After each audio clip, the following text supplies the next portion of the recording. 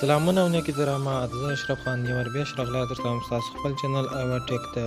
هغه ملګري چې همدا اوس موږ سره نوي یوځای سوي دي او زموږ ویډیو او چینل یې نه دي سبسکرایب کړی، زموږ چینل یې سبسکرایب کړي او د سبسکرایب بټن چې دغه بیل آیکن دی چې موږ په پښتو کې زنګولي آیکن ورته وایو، دغه دې ووهي. د دې فایده دا ده چې زموږ هر نوي راتلونکي ویډیو نوټیفیکیشن او یا هم میسج به تاسو ته ورځي.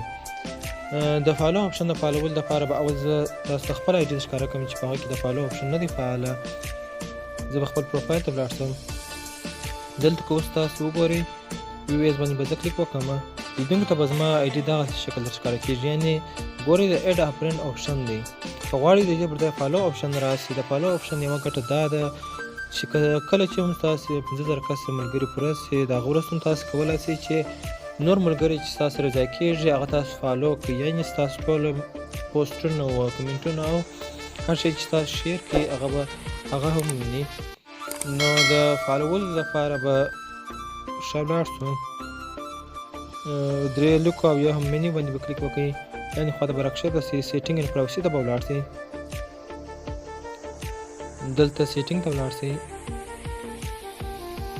سیټینګز کې لاندې خوا د پرایوسي سیټینګ ته به ولاړ سئ. دلته به لاندې خواته راکښته سي who can send you a friend request، یعنې څوک کولی شي چې تاسو ته فرینډ ریکویسټ راواستي، یعنې د ملګرتوب بلنلیک راواستي. هغه دپاره به دلته فرینډز او به فرینډز، یعنې د ملګري دې راستي، هغه باندې به کلیک وکړو، روشا به ولاړ شو. یو بل آپشن پاته دی پبلیک پوسټ باندې به کلیک وکړئ. دلته به ټوله پبلیک کوي، یعنې اوس ګوره پبلیک او فرینډز دواړه لرو. هو کین فالو می، دلته به پبلیک باندې انتخاب کړئ. هو کین سی یور فالوورز اون یور ټایم لاین، دغه به پبلیک ته واړوئ، یعنې ټوله به پبلیک ته واړوئ. تاسو چا ورته راسي یا به فرینډ ته به فرینډ یا به فرینډ یې ټوله به پبلیک ته واړوئ.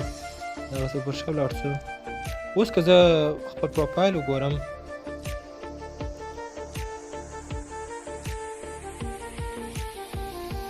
ویویز باندې به کلیک وکړو. دلته که اوس تاسو وینئ چې زما په آیډي کې د فالو آپشن فعال شو، یعنې اوس که ملګري غواړي زما سره ځای سي هغه به ما ته نسي کولی چې ما ته فرینډ ریکویسټ وکړي، هغه به یوازې او یوازې کولی شي چې زما آیډي فالو کړي. نو کوم زما دا ویډیو خوښ شوله، ویډیو سره لایک، سبسکرایب او ټول ملګرو سره شیر کړئ چې ګټه ځینې واخلي. تر بل داسې ویډیو پورې